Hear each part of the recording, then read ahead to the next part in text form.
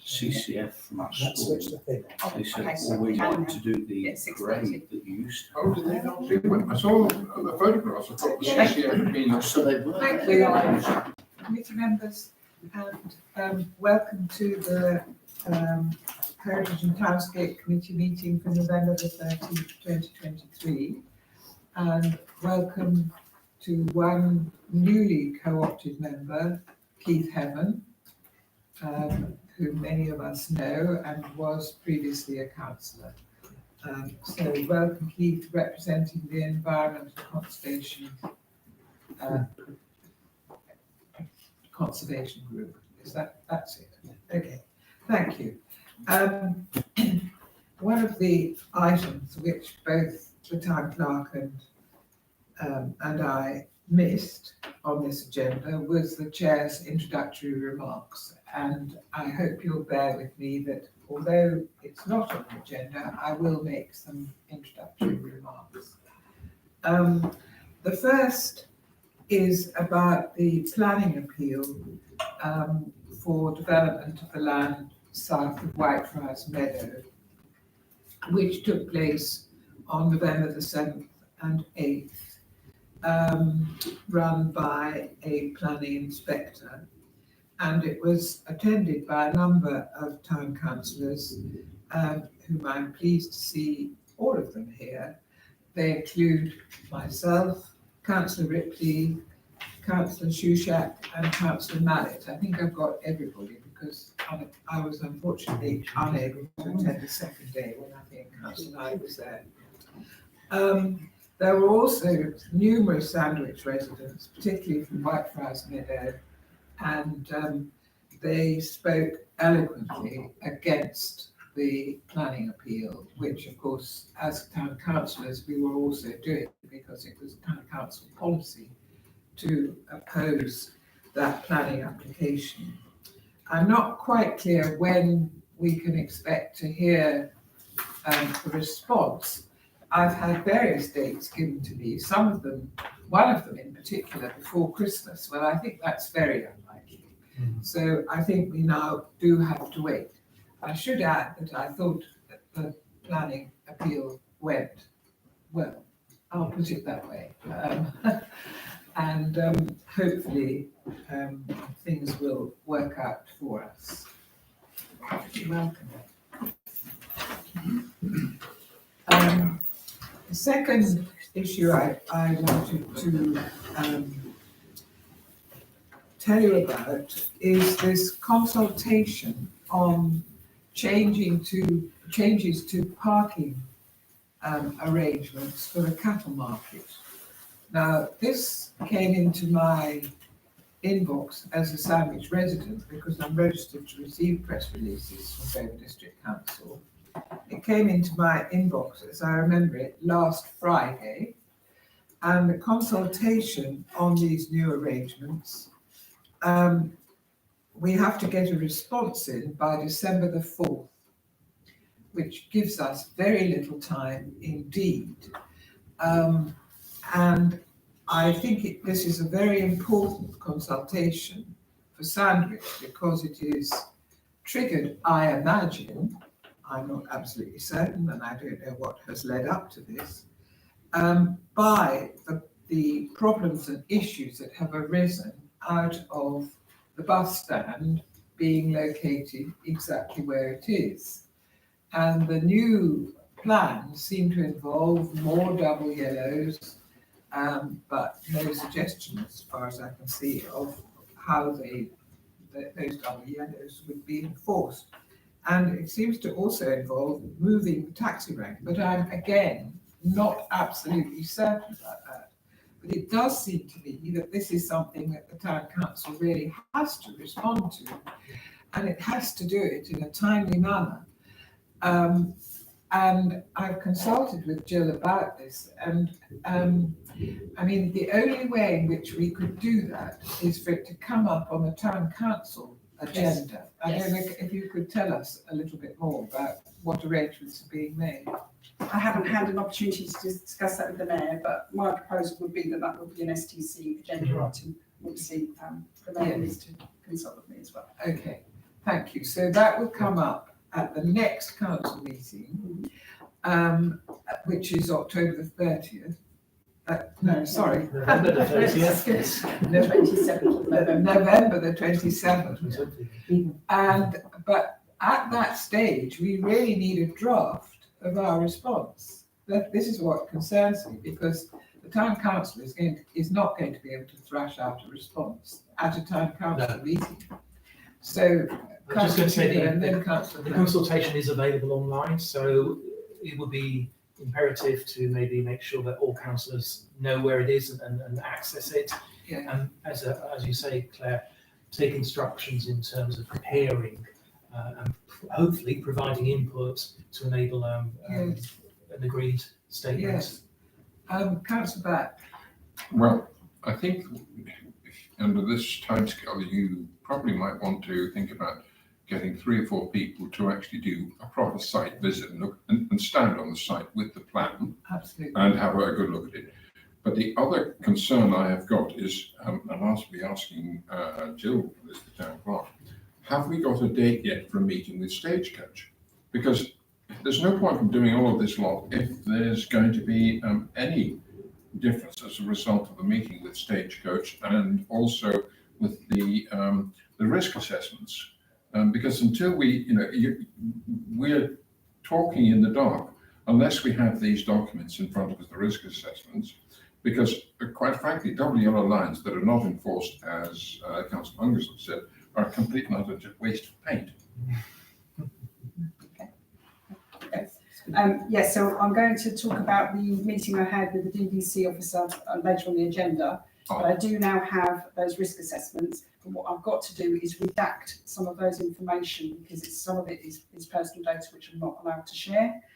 So I will try and do that for you this week. That's my intention. Mm-hmm. And then once members that were involved in that meeting previously, which I think was Councillor Marie and Councillor Breen, I believe, met with the DVC project officer, and at the time, Councillor Wiles as well. Thank you, Councillor Wiles, and that you met with the KCC design person. Yeah. So once I've had a discussion with the DVC project officer, you've got the risk assessment, then we can talk about a meeting with Stagecoach. But I think what came from my meeting with the DVC project officer is we need to be clear as a council what it is we're asking Stagecoach, because it can get carried away with lots of different ideas, and I think we need to really be very focused on what it is the council wants to ask Stagecoach. Okay, Councillor Batt, and then I thought it was crystal clear what we were asking Stagecoach, and I've been putting this point for a number of occasions, and I am a transport man. I know a little bit about it. What we wanted to do was get Stagecoach's input into, is there a better layout, which would also take account of the risk assessments, which have been an awful long time coming. That's not a fault of anybody on this council, let me stress. But I think we're going round and round in circles. This was discussed at least 2 council meetings ago, and I also said I'd like to be involved in that meeting because of my own transport background. Now, I failed to see what it is we want to ask Stagecoach, because is there a better layout or is there not a better layout? And that's a quite simple transport operations question. If I've got that wrong, please correct me. Yes. One more comment and then I want to bring this. I was just going to say, I believe the parking places regulations, I would put that as totally separate from the matter to do with the bus stand and Stagecoach, and the priority on the parking places, I think, has got to take priority, and we've got to move forward on that because of the deadline you said, Councillor Anderson.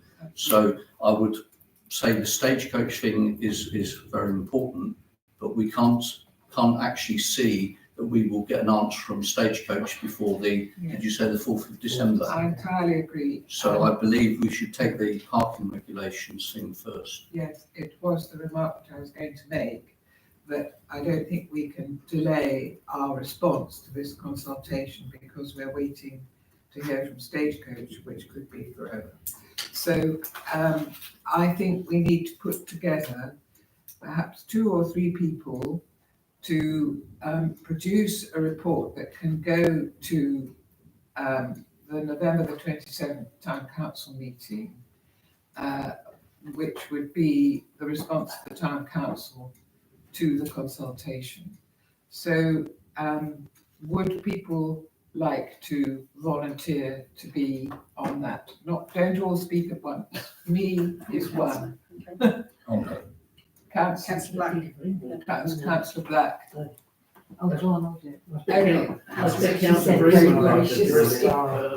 Yes. He's not here tonight. He's not here tonight. I think we do have to move very quickly. So I, with Councillor Black and Councillor Ripley, will arrange a meeting as quickly as possible, and it should be a site meeting, and we peer at this plan, which I've actually found rather difficult to understand,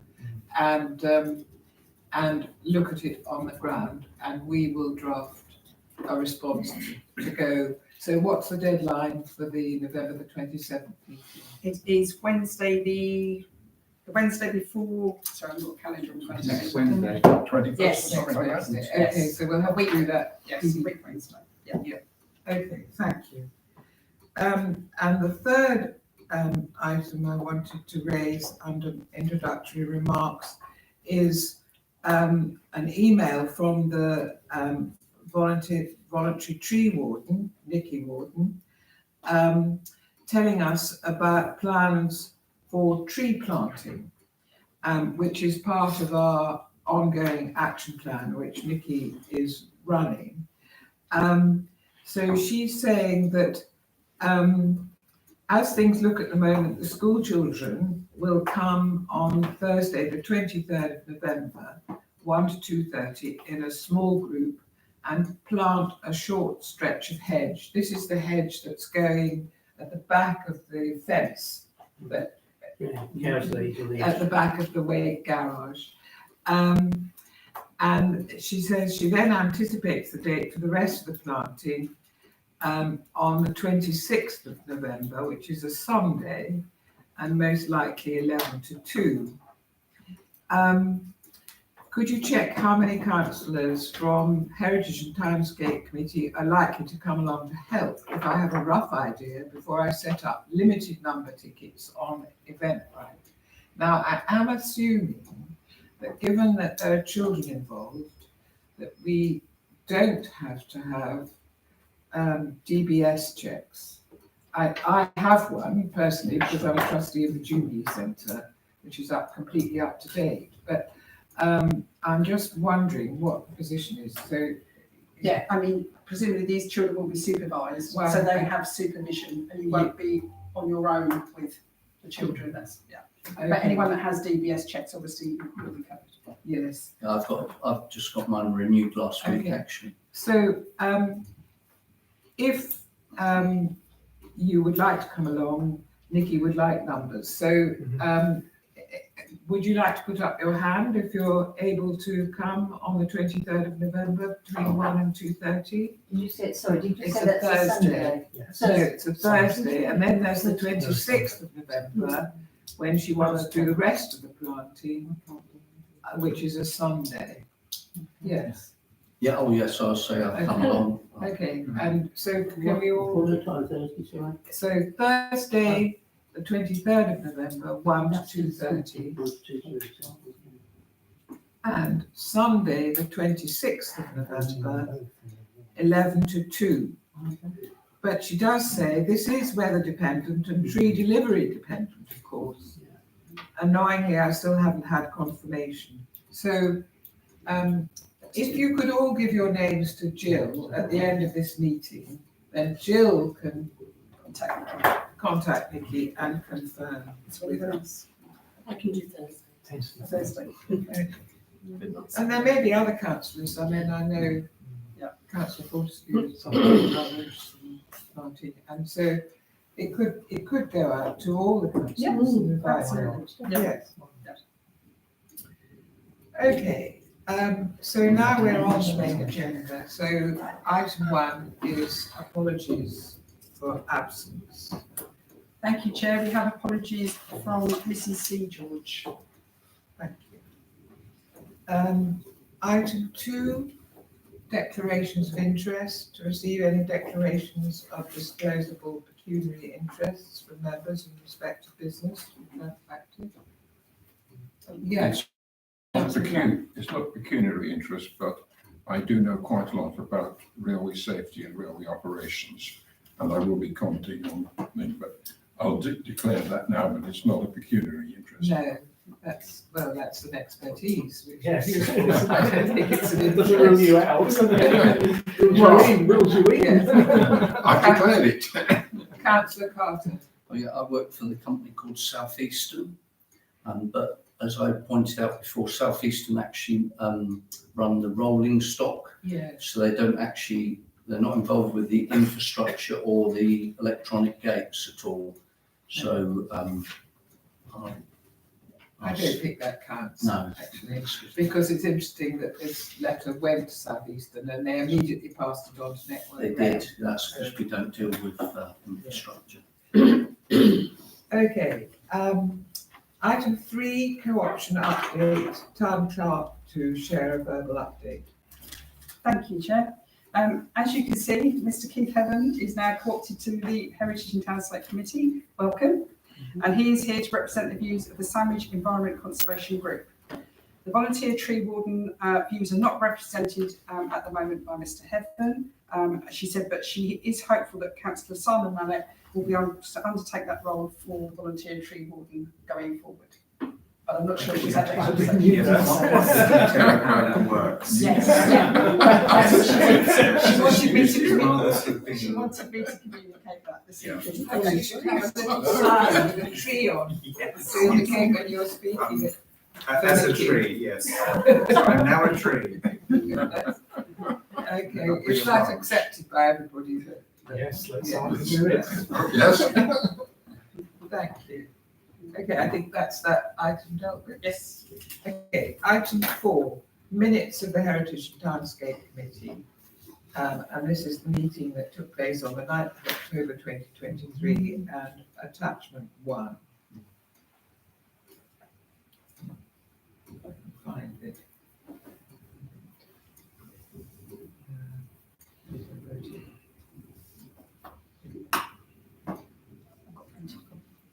Okay.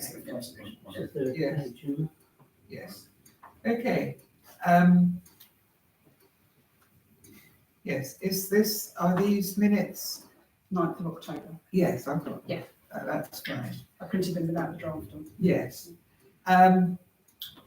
Does anybody have any comments? Yes, I'll take Councillor Carter first, because I think that might be a I was quick going one, and then Councillor to recommend acceptance of the minutes based upon Councillor Tuker's queries that he made. Okay, Okay. so Councillor Shute. Yes, so the good news is the numbers are getting less. I have to say, I do go through the minutes Okay, with okay. the town clerk before this agenda, and most of the points are reiterated. It's just making sure in our line of view a few actions are outstanding. So the automatic payment facility for disabled toilets at the quay. I've still got that one outstanding. Yes, so the contractor, I've had a bit of toing and froing with them because I think the original suggestion of the repair, we were not convinced that it would be a solution. So Simon went down and took lots of photographs. I've had another email exchange, and now he's confident he's going to come onto site with the parts that he needs. But I haven't got an exact date yet, Okay. but I'm hoping by the next meeting, the repair Which will might be be done. next year. Might be sorted. Town clerk to contact Dover District Council in relation to the payment of mooring fees. That hasn't happened yet. Also on the opportunity for a town trail and related matters agreed, town clerk would approach DDC park teams and the heritage officer to seek their attending this meeting. Yes, so they couldn't make this meeting, but what I have spoken to Councillor Anderson about is I'm hopeful it'll be the December meeting, but I need clarification. I need, if we delay the December meeting as we've got on the agenda this evening, it will be the January meeting. That's But fine. I have had conversation with the heritage officer and she is definitely able to attend. Brilliant. It is likely to be a pre-meeting.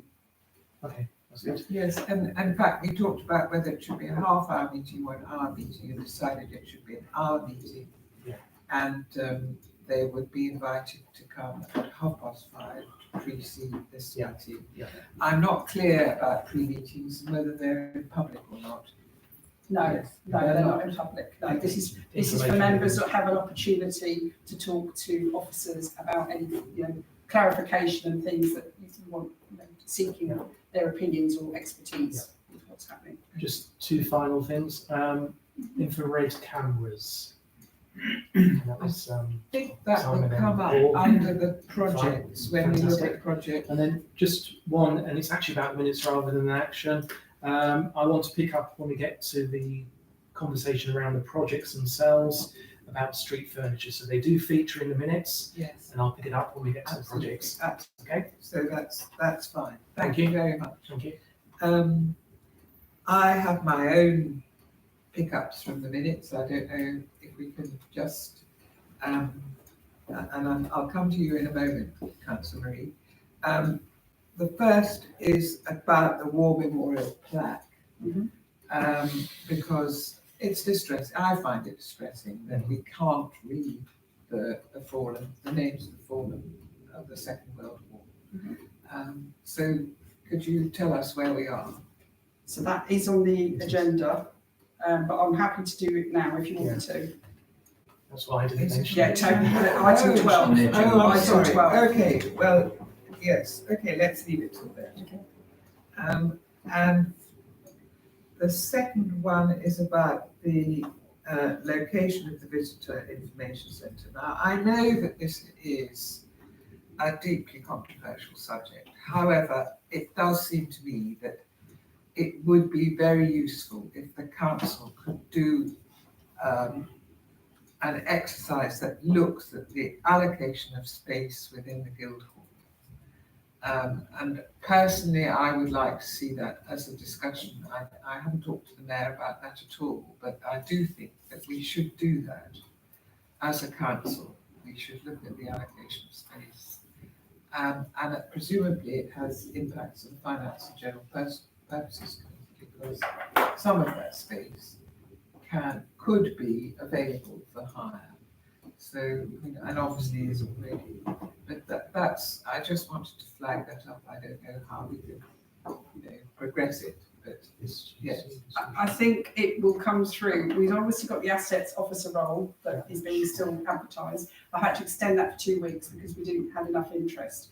Also, there is the finance and assets working group that's just started. So I think that will draw out some of this as well. But I totally agree. And the Museum and Archive Committee, even that will be a topic discussed there. Because obviously with the temporary exhibitions that Millie's been working on, that if we're not going to say that space is available for temporary exhibitions, then that changes things. So I think there are progress towards a solution here. But what I don't think is a good idea is for council to rush into a decision without all the information and the facts before them. No.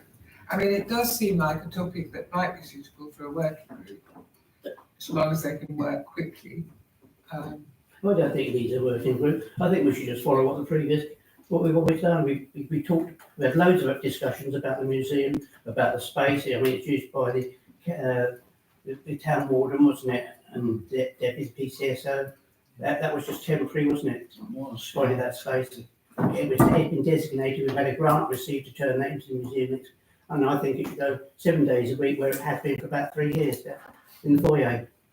Yes, well, I think there will be others who have a different view. Well, I know there will be, but it will be a democratic decision. It has But to be a democratic decision. I think we did decide before, and I think what the reason why we did that, because it protected the staircase of people visiting during the day. Otherwise, you didn't know who was coming in through the main staircase, going. It could be anyone. I don't want us to have a discussion now. No, I know. But I do think it has to be a democratic decision, and that we have to provide the right setting for that to be a democratic decision. And we have to think about the best place for that to be discussed. And maybe the Finance and Assets Working Group is the right place for it. If it can go, I mean, I can see members of the working group looking puzzled. but we do have to do it quickly. The first thing we need to do is move that bus stop. Yes, well, I don't want to, well, do it, that's another issue. Councillor Carter, and then perhaps I've set a hair running, which I shouldn't have done. Yeah, thank you, Chair. Just very, very briefly, what, from my perspective is to protect the town clerk and the Guildhall staff from having more responsibilities and more workload.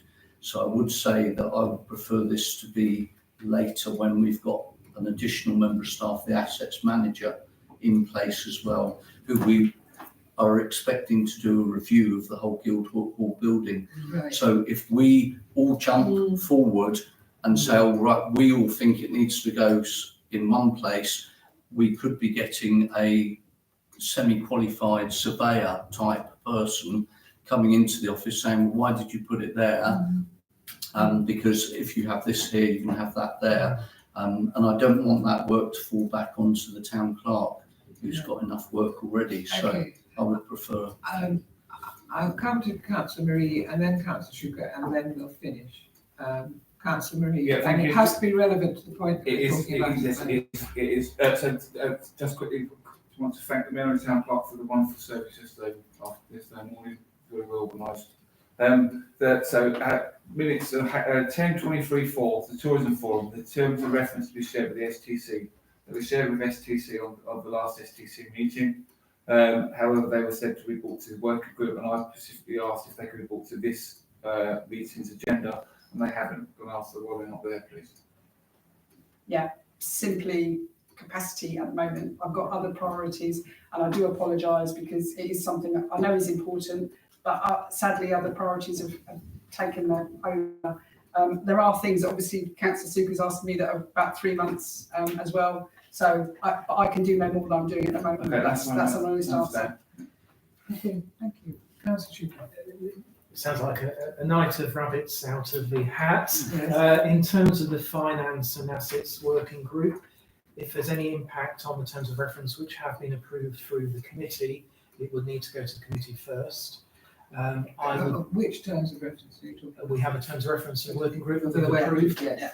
The capacity, there is no capacity. We've got 2 priority tasks, which the whole resource is now allocated, it's split across both, and I would put them above an important issue, that the ones that we're looking at, I think, are more important. Okay, point taken. Right, I've raised a hair. It's an important one. Okay. So, where are we? So you need to record the minutes, yeah. Oh, yes. So are the minutes agreed? So I proposed a recommendation of accepting the minutes. Yes. Seconded by Councillor Schuker. And can we all vote in favour of that motion? Thank you. So it's approved, no comment. Okay, public participation. This is item 5. Oh, I have to sign something. Yes, please. Minutes. Okay. Thank you. Well, a 20-minute session is set aside for people to speak up to 5 minutes. Do we have any? No request, Chair.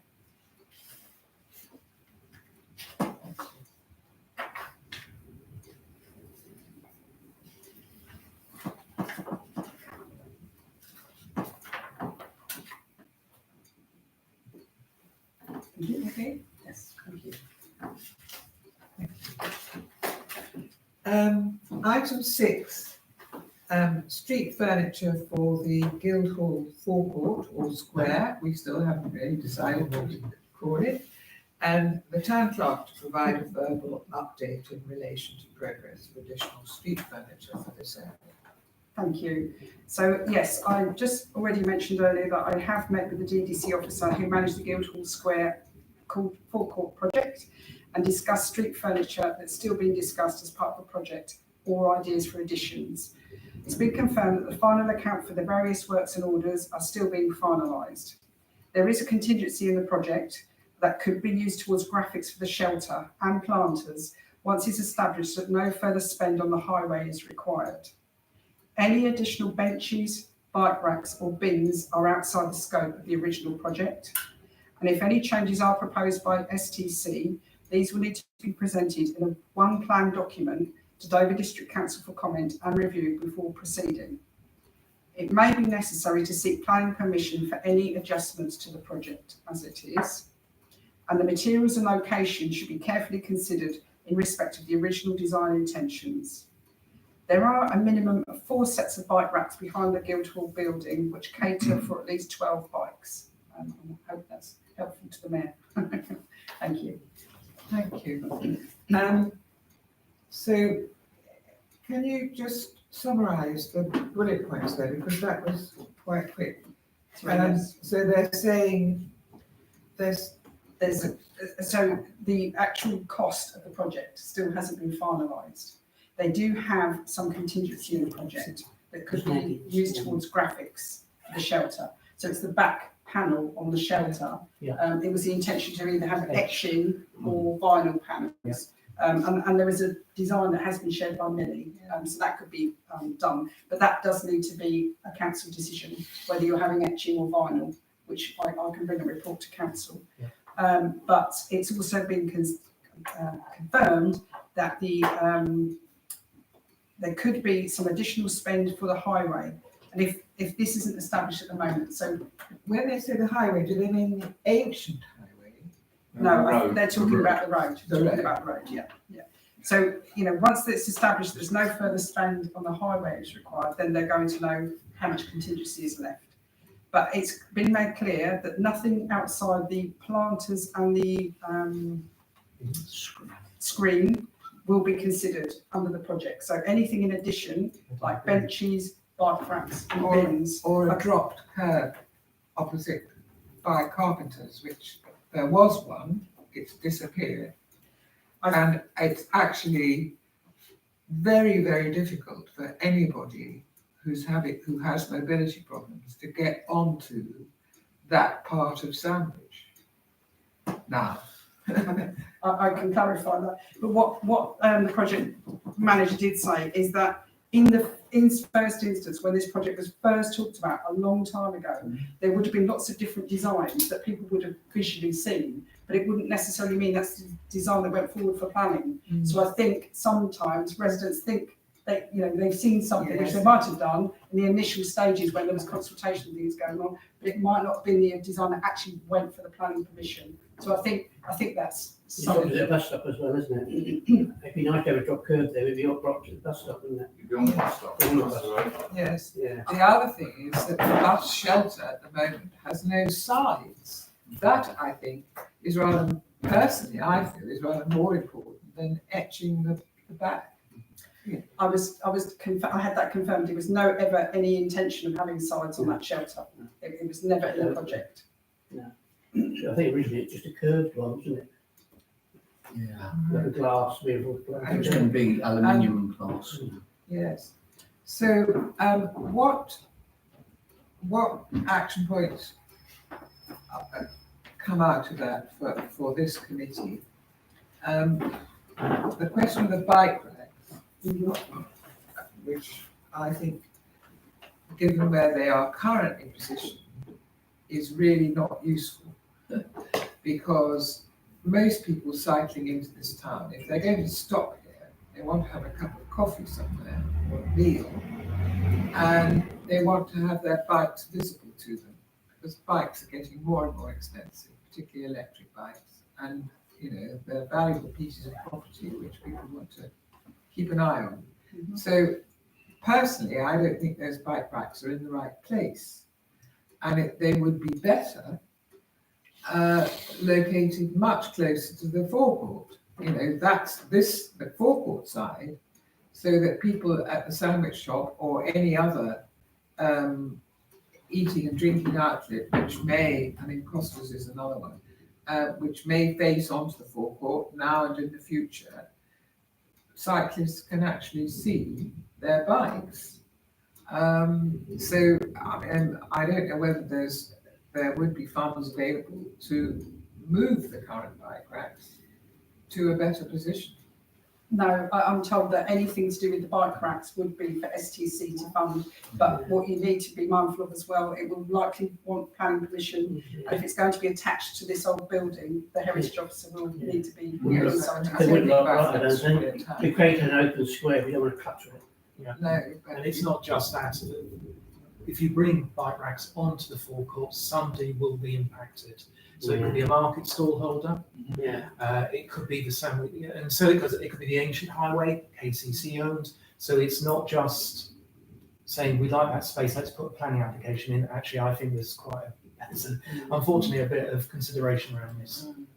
So I was just going to say, Chair, I'm actually undertaking a project to review bicycle places, and instead of moving the ones that we have at the back of the Guildhall, actually will be proposing these smaller ones that literally just go on the wall, so that they do not block if you have an event or stall holders there. So they would just be on the wall. We might have to get permission to get them put on the wall, but bicycles could be slotted in and locked within sight of the cafes. But I wouldn't suggest, my proposal would not be to move the quite large and clumsy ones. Okay, so, I mean, we'll come to bike racks later on in the agenda anyway, but is there anything that the town clerk thinks we can do as a consequence of this? It's simply find the money to do the things that we want to do. So I think there will be a report to council about the etching on the vinyl on the back panel. Clearly, there is, from this meeting as well, there is the issue with the stagecoach, so I can follow that up. And then anything really that comes out of the projects here, I think if it's benches or bike racks or bins, that could be something that could be considered by the Heritage Council. Just on the bins. Councillor Shuker and then Councillor Black. Bins were talked about incessantly because there was lots of complaints about surely not just those bins. The story I was always told all along was that larger bins were coming. Yeah. They were part of the project, but if they're not now, I'm really confused because there were talks over a number of months. I'm not sure where they were spoken about, and I think that's the problem. There are lots of people, lots of conversations, but they're not necessarily having them with the DPC officer. And I think that is the key here, that you need to funnel the communication so that it's direct with the DPC officer who's managing the project. And not other people get. No, and I'm not saying I had a conversation with somebody around the corner who said we're going to get bins. I'll check in with Councillor Green because he was involved in the meetings and he may have a view on that. Yeah. And there was a suggestion that if STC want to in the summer months, they could have larger bins that would be out on the square forecourt, but only for the summer months. To improve capacity. But in the project, those bins that are currently there were the original bins in the project, and that's what we've got. Okay, Councillor Black and then Councillor Ripley. Yeah, it's the bus shelter. I mean, the prevailing wind is westerly or southwesterly, and to have absolutely no blockage on the west side of that bus shelter does seem a bit perverse in Britain. I mean, come on, it's not as if we're in the Mediterranean. Yes, I mean, basically you've got a rain shelter when the rain isn't being driven by the wind. That's all that you have. And it would strike me that would it be better to spend money on having one side to that bus shelter, because the easterly wind is fairly rare, and forego any additional decoration to what is basically a south-facing wall. Yes, I would agree with you, Councillor Black. Councillor Ripley. I'm just slightly confused about this thing about having larger bins in the summer. If they're available for the summer, why aren't they available for the winter? That didn't make any sense. So these are temporary bins that STC would be funding. So they're not Dover District Council funded bins. They would be STC, and it would be if STC want to put out a temporary bin in the summer months to improve capacity on the Guildhall Square forecourt. But of course, it is a council decision. It's not something that. And this is down to this is what Dover District Council says we can do. It's very generous. Yeah, so could I ask, so the funding, the money side of things, is there money left over then from the project, or is it all gone? So we don't know yet, is the honest answer, because the actual, I'll read it again. The final account for the various works and orders are still being finalised. That's- So they don't know yet what the final cost of all the works and the orders are. So there is contingency in the project, which can be used towards the graphics for the shelter and planters. But I mean, if members don't want planters now, if they're going to say they don't want planters, maybe that money could be used to put aside on the shelter. But I can go back to the DDC officer and ask. It's just my concern is that the previous administration got the public works loan, it's paid for money towards it, and then now the council are going to have to spend more taxpayers' money to spend it to feel. I don't agree with that at all. I think the question of planters would be helpful to have Mrs. George here, because that would have an impact on Sandwich and Bloom, who would presumably take on responsibility as they do, out of the goodness of their heart, for all the planting in the town. But then it obviously, the point that Councillor Shuker made about bike racks applies equally to planters. So, you know, we'd have to think about planters and what we want to do about that if DDC offers us planters, which they may well do if they've got some money left over. Okay, Councillor Carter. And then Thank you. Yeah, just briefly, I'm agreeing with what's been said here tonight, is that we should really be getting the basics right, and without being ageist in any way. The people that have complained to me about the issues on the forecourt are, number one, that the bus shelter isn't enclosed, so elderly people in their 70s and 80s are sitting there for 3/4 of an hour waiting for a bus in all sorts of weather. So that is most urgent to me. The second thing is benches. Lots of people are missing the benches. There's not enough benches, and the benches we have got, actually, to tell you the truth, people aren't too keen on them because of the design of them. They've got very large gaps. I don't know if anybody's sat on them at all. They're not very. So, and then the third thing is the bins, which on Remembrance Sunday, somebody grabbed me and said, "What are you doing about the bins?" Because the bins are not adequate on the forecourt. And if we think about it, okay, the summertime is the summertime, but they're needed all year round. I mean, coming up shortly, we've got one of our biggest and bestest festivals, which is the Christmas lights. You know, when there be food, drink, disposables all available, how are all those disposables going to go in the small bins that we've been given? So I think the bins, if that's what we were given in the design, I would say that the design is totally inadequate that DDC has put forward. And I would say that we should look at going away from the planters and the etching to try and use as much money for the priority items to look after the people that actually use the square on a daily basis. Thank you. Yes, just to pick up on what the Mayor's just said about the events. So the events generate trade waste, and they are actually responsible for removing their waste. Yeah, we need to be mindful of that. All stallholders that are on the square for any event are told to take their trade waste home with them. Thank you.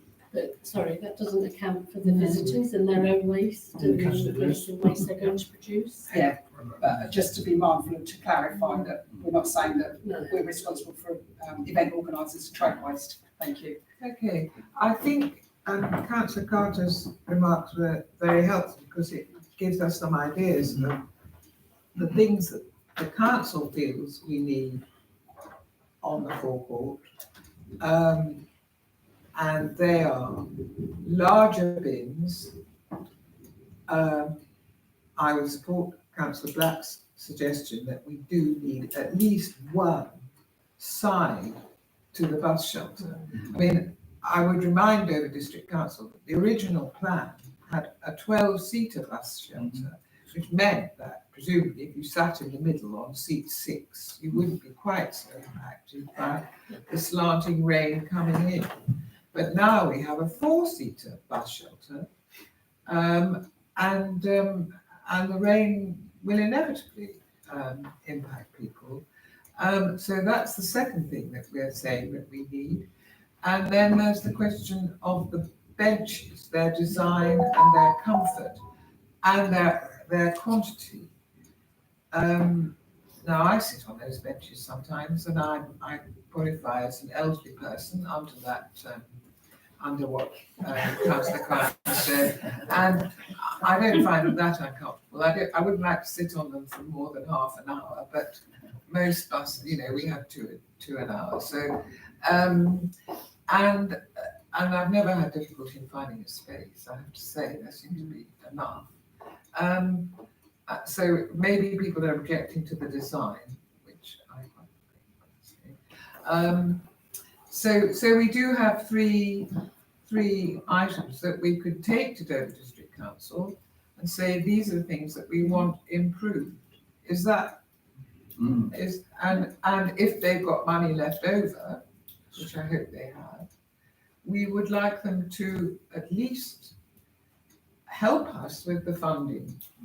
Is that agreed? I'd like to second that. That was what my proposal would have been, Chair, was to finalise some items that can be taken forward to Dover District Council, so we can get some progress on this, because it is ongoing, and we've had the forecourt for quite a large number of months now, and as you said, we're going into the worst weather of the season, so the bus shelter is probably. So is it agreed that the town clerk writes to Dover District Council saying we've had this discussion, these are the three things that we think we need?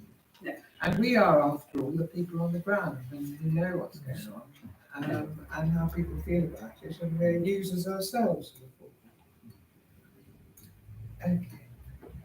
Thank you. Is that, I think we've covered that. Yeah, I think you proposed, the mayor second. Yeah. Okay, shall we all vote? Thank you. Right, item 7. Historic boundary wall at Empire Cinema, Dell Street, Sandwich. Town clerk to share a verbal report on the current situation and progress of repair to the boundary wall at the Empire Cinema. Thank you, Chair. So I did meet recently with the Heritage Officer and Building Control Officer from Dover District Council, and Councillor Franklin and Councillor Wiles joined me for that meeting as well, to discuss the boundary wall at the Empire Cinema. We did discuss the immediate importance of remedial works, and we were advised by the Building Control Officer that we do have to do that in the next 2 to 3 weeks.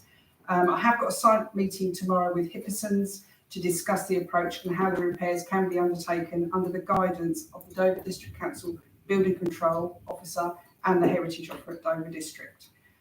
This will involve removing some of the course of bricks. I think it's about 12 courses of bricks down to just below where there's a hole in the wall. But we will be doing that sympathetically, recovering as many bricks as we can so that we salvage that as much as we can.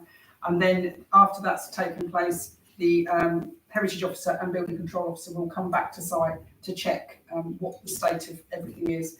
So I will be reporting to the committee on progress with those works. Do we have an idea? It's going to be classed as a repair, so we don't need planning permission. So we're just repairing, we can say the old bricks, so it should look quite nice once we can get hip persons. I know that there was some question about cost and responsibility, that it is a party wall of some kind, and that we could perhaps share the cost with the owner on the other side. Yeah. Like to. So obviously the urgency doesn't permit me to have those conversations yet with the neighbouring property, but I did make it clear because they did make themselves known at the site meeting. I did say I would be in contact with them about that. So that is something that I am in the middle of getting advice on. Yeah. Thank you. Can I just, Yes, this is absolutely. slightly irrelevant, but is related to the Empire Cinema, the Union flag. Who is responsible for the Union flag? That's driving me nuts. Could you explain in what sense? Well, it's in shreds. Oh, it's in shreds? Yes. Okay, I thought you were going to say it was upside down. No, well, I you can't. No, it isn't, Yeah. because it's a broad base at the top. Yeah. So there should be you're suggesting that There should be a new flag. I know a bit about that. So the STC obviously own the building, so they own the flag. The last time The flag. the STC bought the flag. We might do it. Last time it bought was 4 years ago when the ex-councillor Sampson put it in. More things. Can I offer that following the coronation and the various flags going up in Sandwich, we do have a lot of large Union Jack flags. When you say we, could you clarify? It's STs, it's these Sandwich Community events. Sandwich Community events. I'm not sure exactly which part of Sandwich Community events actually could be said to own them, but they will be sitting there until the next major British thing happens that requires Union Jacks going up. Trafalgar. Falklands War. Yes. So they are available. They are slightly faded, so I would personally, I would prefer to buy new ones.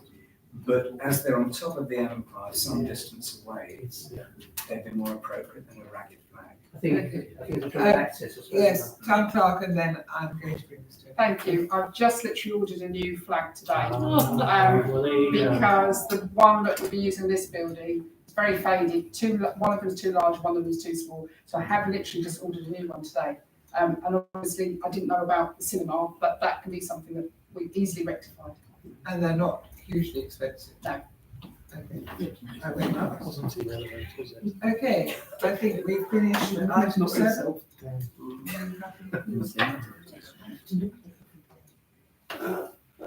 Thank you. Item 8, Airbnbs in Sandwich. I'm aware, and I think Councillor Sugar has also become aware, I think we're all aware, that the numbers of Airbnbs in this town, the number is increasing. And it's concerned me for a long time that one of the attractive aspects of Sandwich, this part of Sandwich North, is that it is residential still.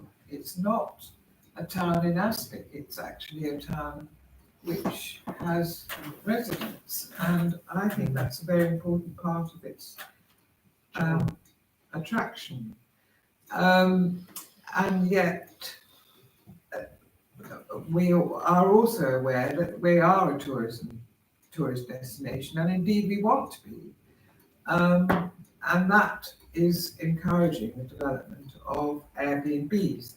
I tried myself by going on the Airbnb app, which I have, to see how many Airbnbs there are in Sandwich, and it's actually very difficult. I believe Carol George quoted an exact number at our last Yes, she meeting, did. didn't she? And I'm not She sure where did. she sourced that number. No, I don't know. Yeah, she was very precise. Yes, but I think we need a sort of a baseline of information. We need to know how many Airbnbs there are in this town. They won't all be in Sandwich North. There'll be a number, I imagine, in Sandwich South. And I imagine that Dover District Council will have some information, because there does seem to be some responsibility to pay business rates, so they will have some information about that. Councillor Schuker. If I can, Yeah, sure. I did some investigation of this. Okay, I love very doing good. these things late at night. Yes, So I'm sorry, I'm going to bore you with this, but there's a bit of stuff around this. So again, I've had a couple of residents come to me yeah, around behaviours. yeah. So there's a couple of wider points that are really important in terms of the context. So from the 1st of April this year, the valuation agency introduced new rules for English owners of short-term lettings. So this isn't just about Airbnb, and that those that are claiming and often then benefiting financially from business rate status will have to actually prove they've met the existing minimum 70 days let. 70 days. Yeah, or 140 days available criteria in the previous year. So that is a legal requirement in terms of business rates, because actually it's advantageous to be on business rates as opposed to council tax. Also, councils are going to be able to adopt higher council tax rates. So these are all things that are in the pipeline, possibly 200% and rising annually. This is for The short-term holiday lets. Properties including second and holiday lets, second homes and holiday lets. okay. So I just want to be clear. So if you qualify to pay business rates, that's less than council tax. Yes, so that's why it's advantageous. If you're not paying business rates, Yep. then you may have to pay double council If tax. you've got a second home or a third home on those homes, or if it's a short-term holiday let. Okay. The other thing is, after 20 weeks occupancy per year, any property let for short stays must move across to paying business rates. Now, all of this is around people actually being honest, etc. Let's keep that in mind. Central government also has two other things happening at the moment. Department for Culture, Media and Sports looking at a mandatory registration scheme for short-term lets that would allow councils to see exactly where and how many holiday rentals there are in their district. Okay. Separately, the Levelling Up Housing and Communities Department, if it's still called that today, I don't know. They did run a public consultation from April to June this year on the issue of any new short-term holiday lets having to seek planning permission when overnight stays are above either 30, 40 or 90 days. That's the consultation that's underway at the moment. The results aren't out on that. So, I also spoke to Dover District Council. Can I just ask another question? Yeah. This is preparation for a bill. It's not actually legislation. No. And there's no Consultation. timetable for when the bill would go to Yeah, Parliament, and we've got an and whether election next indeed year. it would be in this parliamentary session. Exactly, yeah. But these are things that are bubbling in the background. Okay. So we've got limited powers, almost no powers around managing this. Around moving from council tax to business rates, that's the district council. However, I've spoken to them. I've been in contact with Dover District Council. They've invested in a reporting system called Air DNA. Okay, but from that, they know there are 850 properties around the district. Sandwich district. No, around Dover Dover, district. but they cannot identify where they are. We don't know where the details. They haven't got addresses, etc. So they've done whatever way it works. Their reporting system has identified 850 properties. I've spoken to them, and basically the answer was, we can't go below that level at the moment. Right. Okay. So, and then picking up on some of the things you said, Claire, I thought we need to baseline it. Yes. So we need to find ways of doing that. There are different ways, different, booking doc, all those things. Once we've got a view, we can then begin to assess the impacts. It's not all negative. Yeah. Some are positive, really important for owners in terms of income. It's also about people coming to the town. Yeah. But it is quite polarised in terms of views around this. We've also got the household waste issue that Carol George's very keen to express to us. One thing we could think about doing is guidance. So we could make available guidance that, good holiday letters, these are the things you need to think about. My personal experience, I had a couple of relatives visit weekend before last. The property they stayed in wasn't safe. The house owner had removed all the internal doors downstairs deliberately, and the doors, it wasn't there were hinges missing, they had completely filled in the door frames. So that property has no doors downstairs. Running a business, that would not get... No doors? Yeah, exactly. It's not an open plan house, but they've made it open plan, and that would not get past the fire regulations as a holiday let. This is what I find very worrying about Airbnb and Uber taxis, that they're not regulated, and that's why they're so cheap. Yeah. And I think that's very, very unfortunate. So we could survey, try and find out how many. We could also look about maybe guidance for good people who are letting in a proper way. That would be helpful, I think, to go on the website.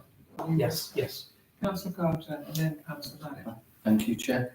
Yeah, I've been through this before, and so I work for Canterbury City Council, and one of the major issues, of course, in Canterbury that's developed over the last 20 years since I was working at Canterbury City Council is student lets. And we had exactly the same situation before Airbnb had even been thought of, or the app had even been invented.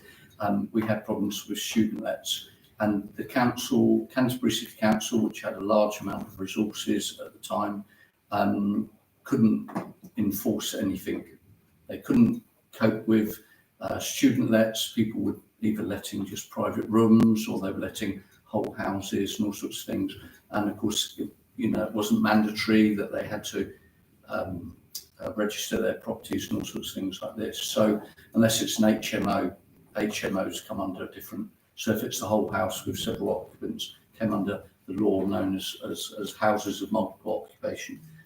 So Canterbury City Council went about it in a different way, and this is the way that I would suggest that we go about it, which is Councillor Tuker's second point of action, which is the guidance one. I don't think Dover District Council will ever enforce this properly or effectively, as Canterbury City Council didn't with the student lets. And I think the option that is open to us is to draft some documentation that we can give to known properties, get in discussion with. I personally went out in Canterbury and we went to student lets, and that is exactly what we did. We took guidance notes with us. We met with the owners. We said, we're not policing you, but this is what we would like you to do. And there was guidance notes raised about no, late night revelling, parties, noise, it's in a residential area, and particularly to do with the waste, which was the issue up in Canterbury, and which was bringing vermin and all sorts of things in. So I think we should be really directing our forces, instead of trying to control something that even Dover District Council can't control. I think we should go for the second prong of attack, which is to draft some guidance. And we could even have, God forbid, that this council could actually talk to the owners and invite them into the Guildhall and say to them, Airbnb owners, please come to the Guildhall, and we could have a seminar. And we could give an overview. We could have Dover District Council officers there and say nothing, it's not policing, it's not mandatory. If you'd like to come along, we can give you some advice to help out. So that's very that's helpful, my suggestion. But how would we find the Airbnb owners? If we can't go below the 850 for the whole district level, how do we find the addresses that are? So I think we could do the searches online. So if we went for the searches online, I do know there are a number of organisations in this town that are what are called management companies, and there's management companies that are managing Airbnbs currently in this town, and I know of at least 2 of them already. So this seems to me to be another project that we should add to the list of projects that we already have developed. And we're not going to do, I said at the start, I thought the most we could do was 2 or 3, and then you all said, oh no, we can do all of it. So I think, we are going to have priorities. Sorry. It's more of an observation. Any Airbnb property was a vacant property, clearly, because nobody's living there. And that vacant property is vacant because somebody who used to have an assured short-hold tenancy or was renting it long-term is no longer wanted because there's more money to be made in Airbnbs. And I think this is something that personally I am in the rental business, and I wouldn't go Airbnb because I think it's the wrong thing to do. Because there is a huge shortage of rental properties to the extent that councils, citizens' advice, anybody will give advice to the tenant of how to remain, often against the best interests of the landlord, who might be a good landlord. I think the other thing that's happening is that houses are being sold straight to Yes. people who see it as a form of investment Yes, and, there's and money as in a it. source of income. Yes. So it's not just, Well, tenants vacating and then making way for a short term. The conversion I'm doing at the moment is predicated on half of it being holiday lets. I had to go down that route in order to get permission to convert the other half into domestic. Right. But was a barn. Okay, we'll add this to the list of projects and people will hopefully come forward to look at this. We've already had some great advance from Councillor Schuker, but it is legislation that's in the pipeline and with the change of government, which May not be a priority. it may not be a priority. Okay, I think that we've aired that enough. Do you feel you've got yes. Item 9, level crossing incident on Winnesborough Road. I expect that some of you will have read what happened, I wrote a report. It's attachment to A and B and C. I met a Sandwich resident who told me that this gentleman had been taken to hospital and she'd taken him and told me what had happened. So I then spoke to the gentleman to whom this had happened at length and wrote a report, which is attachment 2C, which then went, as a consequence of the conversation I had with the town clerk about this, went to, it was sent by the mayor and the town clerk to South Eastern Rail and to Network Rail. And you'll see under attachment 2B their response to what happened, and I have my own thoughts about this response, but the question for this committee, I mean, we might want to talk about their response, but I don't want to spend a great deal of time, is that they've offered two things. First of all, a meeting with the gentleman to whom this happened, and as I understand it, that meeting is, I think, being arranged or may already have taken place. I don't know. Yeah. So the communication has gone to the resident concerned, but I haven't had confirmation yet that he's able to meet with them at the moment. But as soon as I get that information, I'll share it with the committee. Okay, thank you. And the second offer is that they would, as they put it, undertake a local community event with members of your community, providing an opportunity for them to meet my level crossing team and to ask questions and provide reassurance that the crossing operates safely. And I've said in my report, actually, that I would hope that they would address any issue concerning any level crossing in this town, which people wish to raise. So the question for this committee is whether we want to go ahead with saying, yes, we'd like to have a public meeting. But I understand that Councillor Black, you want to say something?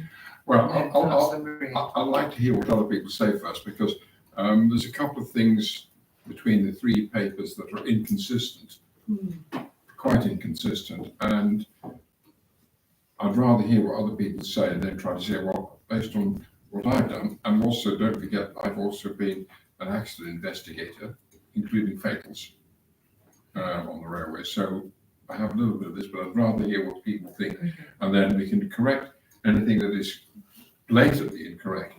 But there will also be one or two questions. But I would suggest that we get Network Rail to come and talk to people. We can prepare them by asking some quite detailed technical questions, so we know exactly what their situation is. Because some of this, if you don't know the track circuitry, it's slightly problematic. Okay, thank you. Councillor Marie and then Councillor Mannix. Yeah, this is not the first time something's happened on that same crossing. We have, there was an incident where the train gates didn't come down at all, the train was approaching. Yeah, That's where they hit the automatic emergency brakes. There's a plate on the rails to go over it. If they're not down, it shuts the train off.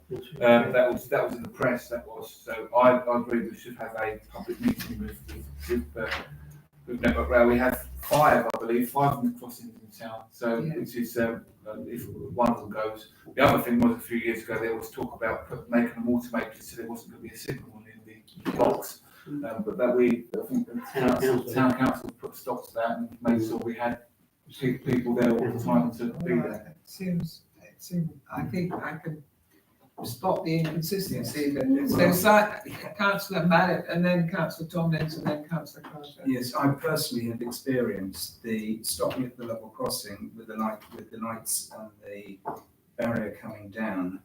I'm trying to remember the actual sequence. The barrier going up with the lights going, the lights stopping with the barrier then coming down again, barrier going up, no lights, I crossed as the barrier came down again with the lights going. That sort of thing, not precisely, but it was so inconsistent and it was very difficult to actually work out what am I supposed to do now. Yes. So it does go wrong. Yes, it does. And it's very surprising to me that there is actually a signal person looking at CCTV and these things appear to be happening. That's what I'm astonished by, actually. That's my point, actually. I think Councillor Marie said that there was someone in the signal box. Yes. From reading the information, it was that they read the CCTV that's being recorded. They're not actually physically there. So it's hard to imagine how they manage that. Really. No, there is Some misinterpret so 2 or 3 years The ago, letter there was says. there was 2 or 3 years ago, there was a network put a call out, a consultation out for the signal boxes around the area to be maintained in a central location in Kent. I don't know where it was. The town council and members of the public disagreed to that consultation and it was stopped. So there's a person in there 24 hours a day in the signal box. That's not what they're detailed. It actually says in this letter, Woodnesborough level crossing is operated by a signaller at Sandwich Signal Box Which is in New via Street. CCTV. Yeah, which is So- New Street. Yeah. Which is a New Street signal box. Yeah. So one of There is those. a person in there looking at CCTV and making judgments as to when it's appropriate to lift or bring down the gates.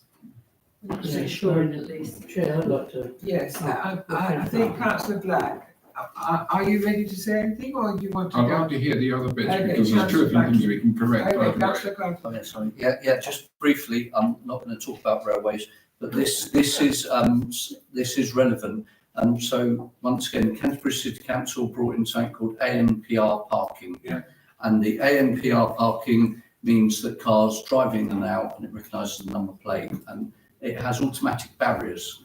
Now, within the first 6 weeks, those barriers being in, we had a lot of incidents like this.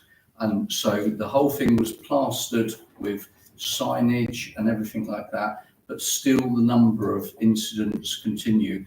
And I've spoken to a colleague that I used to work with up there, and they said they still get a number, several dozen a year, of people who walk through behind a car and it says barrier is coming down and it with red flashing lights and whatever you want to put on it, and they still get clobbered by them. So all I'd just say is no system is 100% foolproof, as much as you put things on. So I don't know how you're going to address this, but Thank you. bring somebody along and discuss it with them. But you find out that the railway protocols are very, very strict.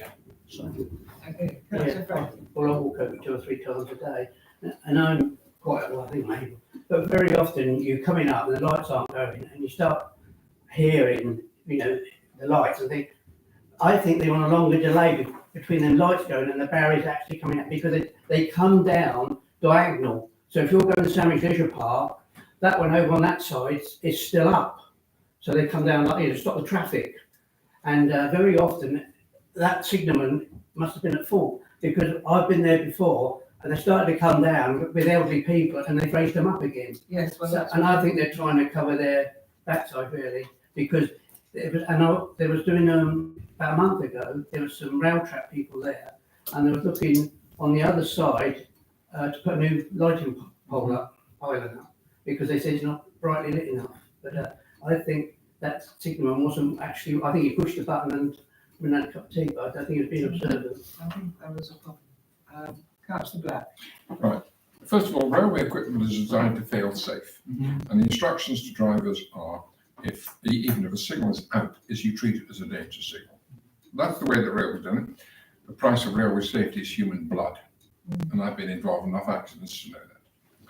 Secondly, we don't know the track circuitry, but usually when a train is approaching, the signal person will initiate a procedure.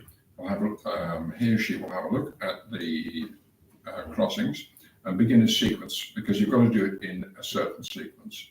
If that crossing is clear or nothing's sitting on it, then he'll start the sequence. The barriers come down deliberately, that the one nearest the traffic comes down first, the one furthest from the traffic goes last, which means that if somebody has tried to sneak through, they still can get out. And that's the first thing. Now, the system we've got is that this person controls a number of level crossings. And it doesn't matter whether they're here or 100 miles away. The whole of Scotland is controlled by one signal centre. And believe me, that's a lot of level crossings. So that issue, I'm afraid, is not the issue. It's a nice one to have, but you can't do it, because by that token, you should have a crossing keeper at every crossing, which is what they used to have. But that's, you can't afford that. If the normal sequence, if an incident is reported, two things will have happened. That they will have sent the signals and telecoms people immediately to check all of the circuitry. And it would be very, very unusual for the signals and telecoms people to give a false report. So it is more likely than not that the equipment was working. The issue is also, depending on the track circuitry, that until it's confirmed that all of the barriers are down, the circuitry which protects the signal will not release that signal, whatever the person does. So if the barrier had not come down fully anyway, the signal would not have been cleared. That's the way that railways operate. In the signal for the train to pass. The signal for the train to leave. They're what they call signals protect things. That's the terminology. You'll see one at the end of the platform at Sandwich Station for one direction. I don't know whether a signal is in the other.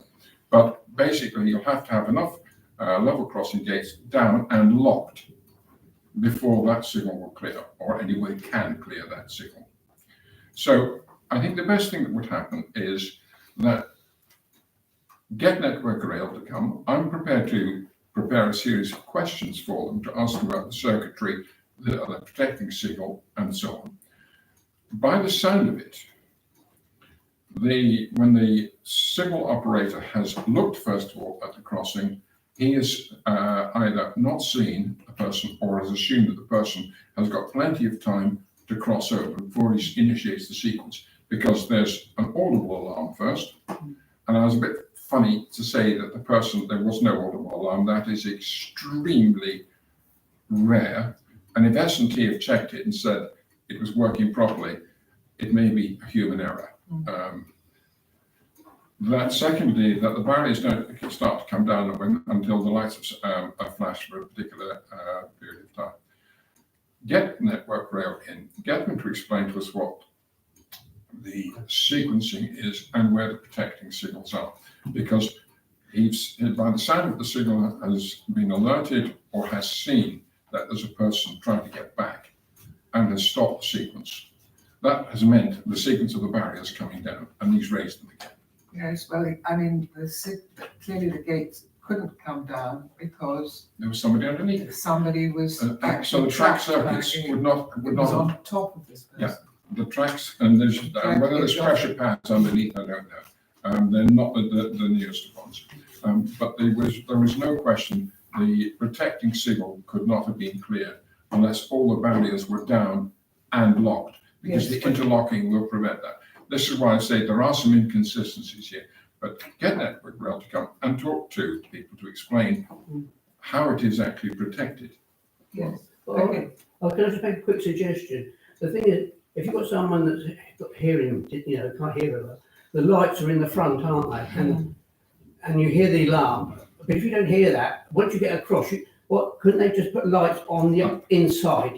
So as you're walking across, you Again, can actually see. that is something that may be possible, but it depends, because they're controlled, as someone has said, that the regulations I'm affecting just saying railway lights on the are inside as well. completely different. Lights both sides. Yes, Are I much think, higher standard than a car parking barrier. Believe me, it's a far higher standard and a much lower failure rate. And if there is a failure, then the S&T Signals and Telecom people are alerted and will attend very quickly. And you have to put an emergency procedure in to either stop trains or have them proceeding at caution. okay, The incident that Councillor Marie mentioned was a signal past of danger, which is unfortunately an incident that occurred. It is a very rare incident, and we don't know yet. That is being investigated at the moment. But that's a completely separate incident, nothing to do with level crossing. It's a signal past of danger, which is quite another matter. okay.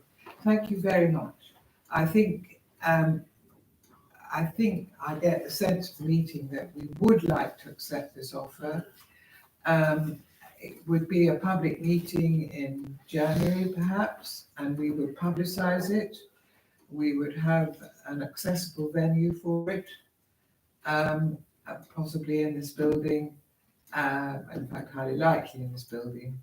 And we would invite the people of the town to come to this meeting, and I'm sure there will be helpful technical questions to ask, but also I'm sure people will, like Councillor Mallet, wish to recount incidents which have occurred, and Councillor Franklin and his ilk can make suggestions as to how they might very simple, in a simple way, yeah.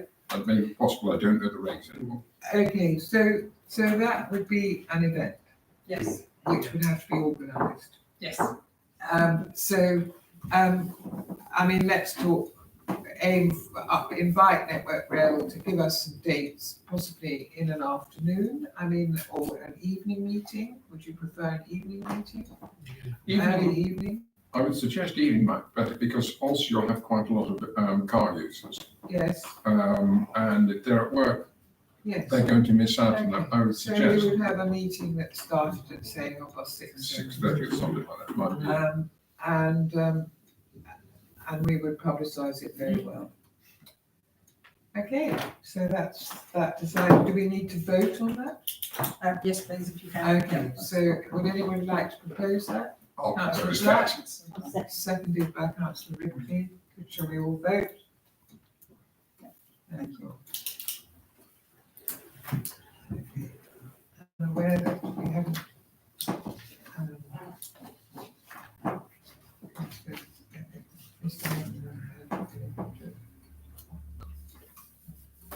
Okay, budget for projects. This is item 10. The RFO is currently working on a draft budget for the next financial year. Members are asked to consider if their projects proposed for the next financial year and to estimate costs that can be incorporated in the draft budget for council to agree. Now, my view is that we should fold item 10 into item 11, because it seems to me that we have projects listed, and Councillor Shuker has given us a template, a scoping template, and I've already said to Councillor Shuker that I think it needs an extra column, which would be project costs. But I think that for many of us, it will be very difficult to assess project costs at this stage. So I think we have to probably say to the finance officer that we can't actually produce cost estimates at this juncture, that they will have to wait on next year's budget setting. Yes, town clerk and then councillor Carter. Sorry, did you want to go first, Mr. Chair? Oh, yeah, I don't mind. It's just, thank you. Yeah, it's just, it's very, very, very important that when we're setting these budgets, we have to start setting them in October, November time, for the next financial year. This is relative to obviously the precept and everything like that. We need to get that pretty tight and pretty well boxed off. So if you're doing something in the next financial year, I would say at least get some form of estimate or something in. Don't wait until, say, May, June, July next year, and then say that you need, say, £24,000 to put in disability ramps or something like that, which is a good thing to put in, because as the budgets run through, I've already been in discussions with a responsible financial officer, and she said there are several budgets that are running very close to the forecast that they've been set for, and she said there's some budgets that haven't been used at all. So that is showing that we're not forecasting our spend very, very well. And I said to the responsible financial officer, that is what we have got to tighten up on. So I don't want any, pardon the expression, wishy-washy, it might be 50,000, but it might be 150,000. Either we need to get some estimates or we need to benchmark it somehow. But the finances for this coming year have got to be very tight, because in the past they haven't been, and we've had a lot of criticism over the finances. So please adopt that. That I think, but if people are happy that we talk about the project costs when we talk about the projects, and that it's very unlikely that we'll be able to say anything about the project costs, but we do want to be aware that we need to get project costs very quickly in order to have them included in the next financial year. So I'll take Councillor Shuker, Councillor Marie, Councillor Black. Just very quickly, because we veered into finance and general purposes, quite rightly. I'm just going to ask Jill whether you could ask Karen to actually give us a timetable for the preset setting. I haven't got any visibility on that, so we'll have key meetings, we'll have key dates.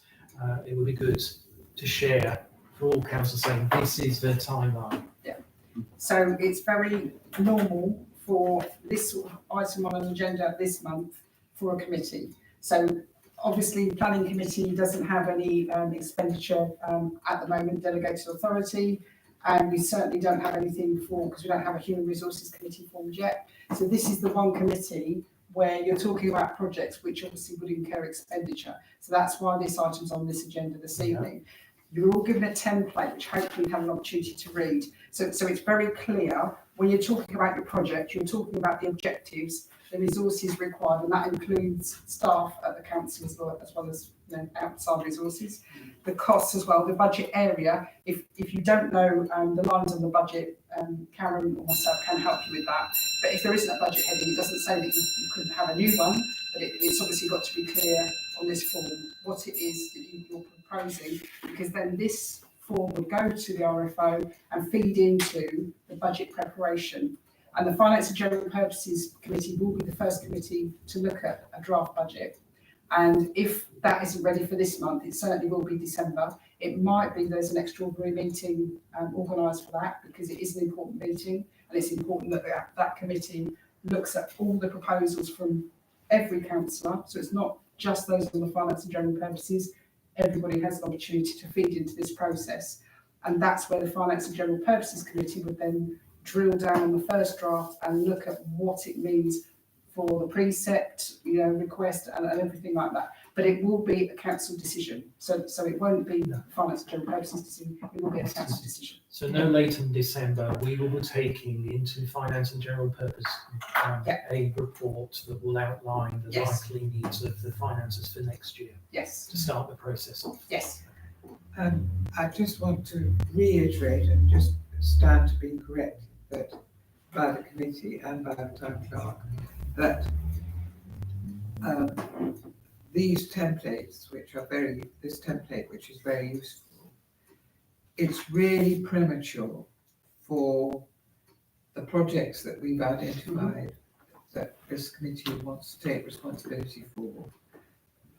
We can't actually complete that template for any of these projects at the moment, but we would expect to complete them, say, by when? Next year.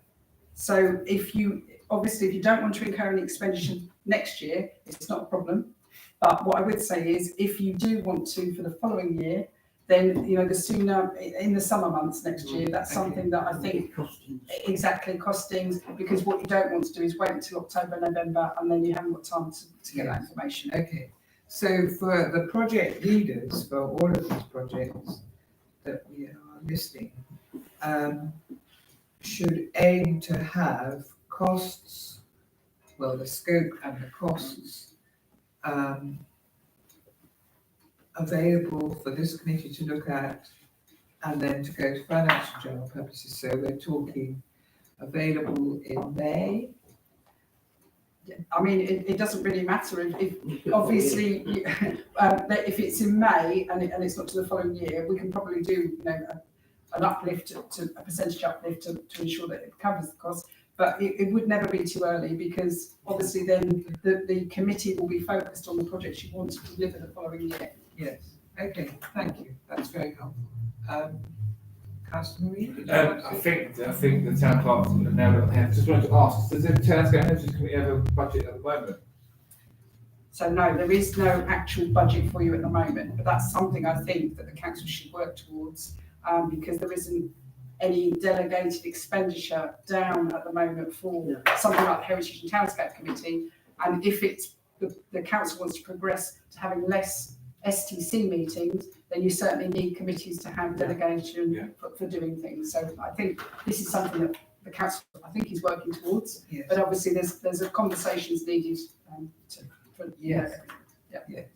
Okay, Councillor Black. Two things.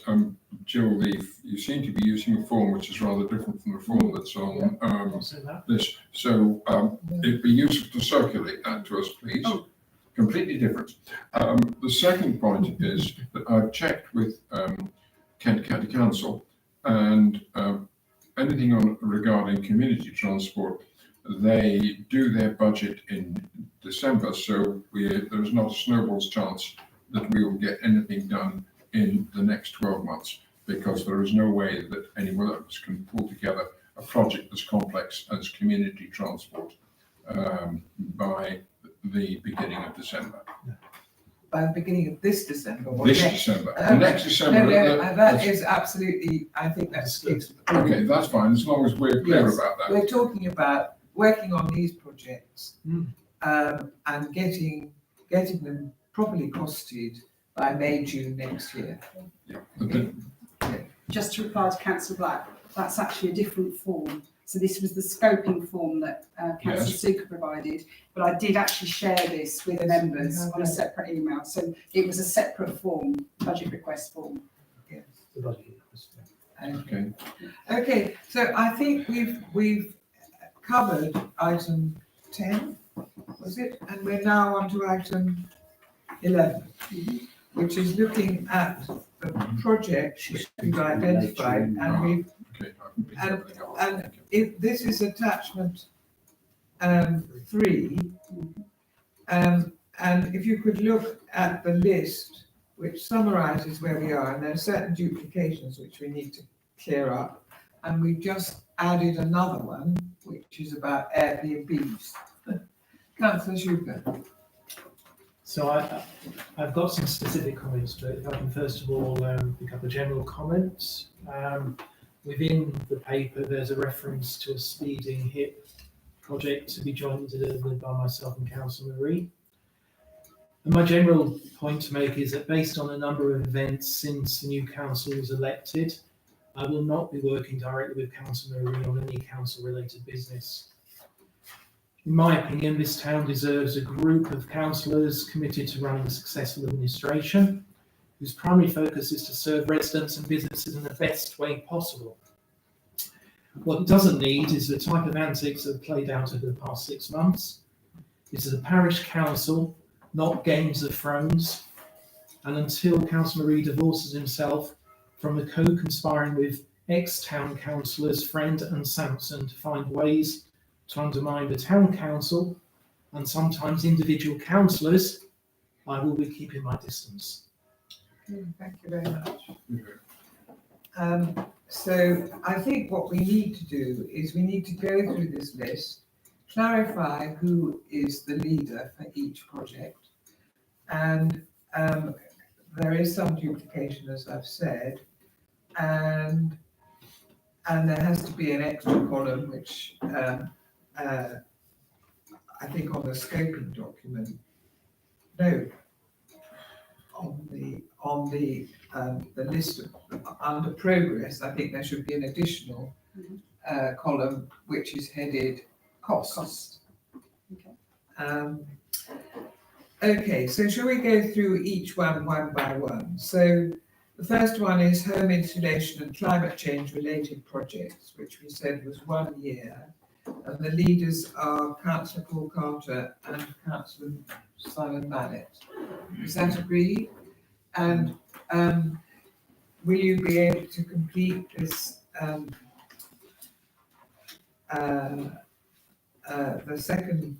the document immediately below that list, which is a description of the project, what's in scope, and perhaps Councillor Sugar, you could just explain what you mean by what's in scope and what's out of scope, so that people are clear as to what should be included in those.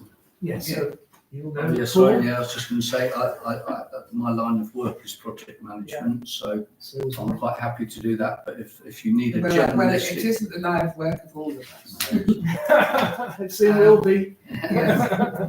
So the whole point about scoping document is really set expectations. So what is it you want to include in what you're doing? This is a visible document to give stakeholders the opportunity to see what it is and then to respond. So clearly, one of the things, and we'll come on to, I'll talk about the street furniture, which I want to add in. I'm not going to go all the way around Sandwich District, down lanes and everything. I want to start small, and that will be my scope. Yeah. But somebody might want to challenge me about that, but I will state what's out of scope.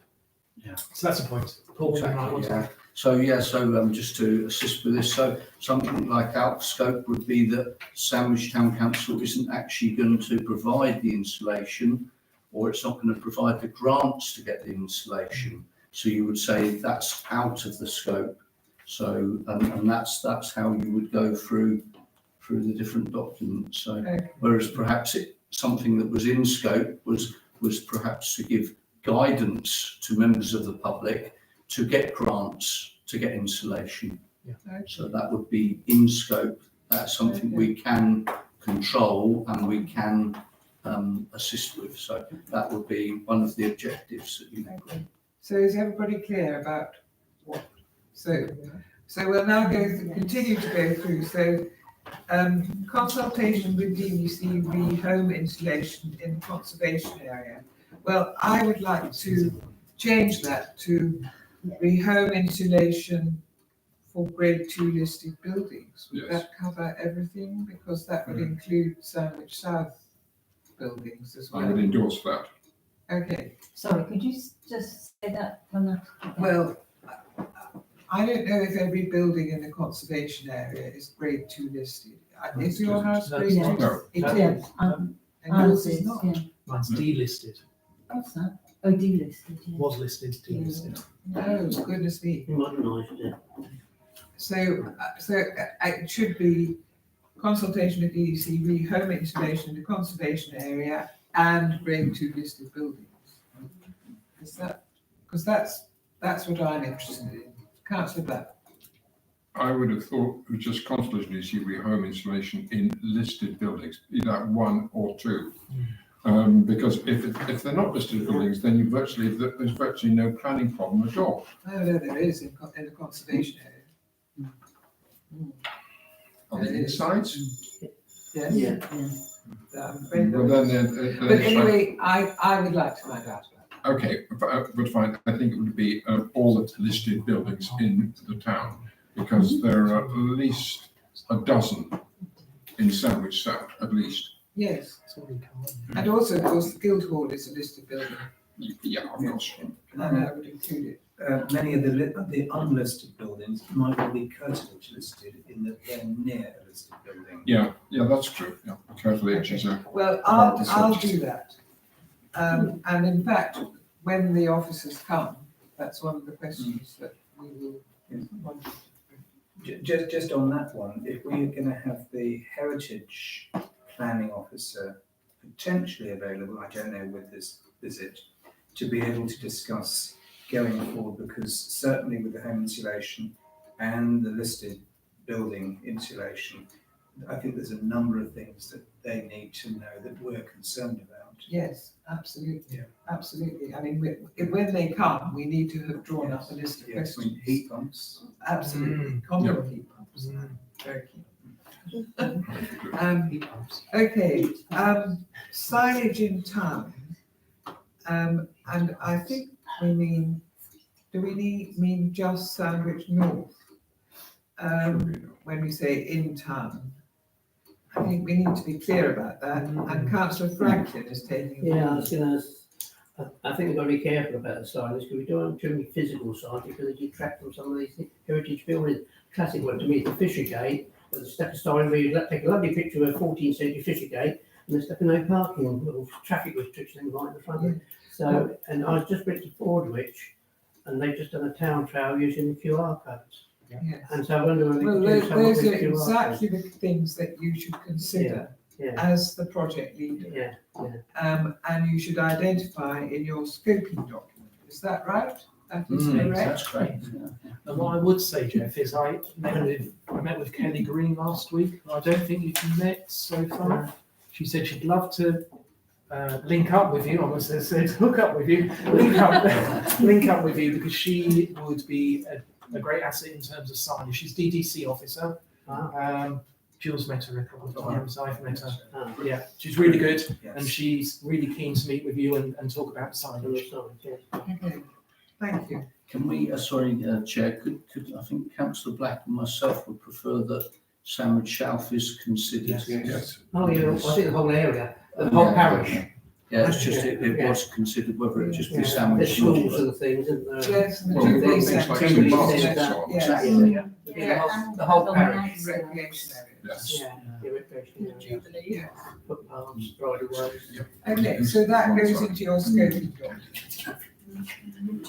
You get your steps up. Okay, parking in Sandwich North and Sandwich South. This is Councillor Marie. Is that is clear? And the scoping document will presumably be looking at, well, I'm not quite sure, double yellows and single yellows and enforcement and those kinds of issues. And free parking on Saturdays. Yeah, I'm about to produce a thing to Yes. finance. Yes.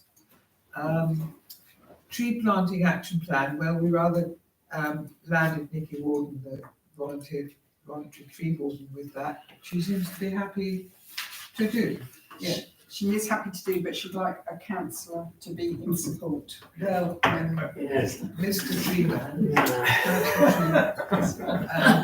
I'll bring a branch in. You've chosen I'm you. branching out. Tree planting, there might be some whips, whatever you call it, available from the Environment Agency. There's whips, one, yes, one talk. Okay, Yes, you that's did. very good. Thank you. Yeah, that's, Moat Park, we should change that to Town Walls Park. yes, please. And we have nobody taking responsibility for it. Well, I don't seem to have my name down for anything, so by default, that's probably me. Very good. Well volunteered. I don't know I'll if, second that. I know that the person who proposed, originally made the he doesn't actually live in Sandwich, but he used to live in Sandwich, who originally proposed it. He may still be interested in engaging with that. Yeah, I mean, is there one place information there now, wider information? It's just, The last time I spoke to him, he said that he wasn't getting out. okay, he doesn't want any contact, so. He doesn't want any contact. Yes, so all Written on notice. No, really. That's all right. And town clerk's just clarified about the background information. Right, I can share. Yeah. Okay, so Vicky, you're going to, and Councillor Tommins are going to think about the scoping project and what is involved. Thank you. And there are documents which should be very useful. Yeah, thank you. Community bus and other bus improvements feasibility study. Councillor Black, and you've already done a lot of work. Thank you, yes. We're very grateful for. I think that this needs to be a discussion by this committee. Really, you have two basic options. Either you have use a bus which is not available to the general public and does not run to a schedule and timetable, or you have one that is available to the general public and runs to a schedule and timetable. And I've outlined very briefly the two kinds of legislation. The dial-a-ride, virtually nobody's got it in Kent. It's the ones that they have are run by Age Concern. I would need to talk to Age Concern here as to what they do. But we need to decide what it is we want. Yes, but that would be for you to make recommendations to us at a later date, I think. Well, I don't think I can go too much further on that because I really need to understand how big an area do you want to cover, and really what is the preference of this group? Is it something that is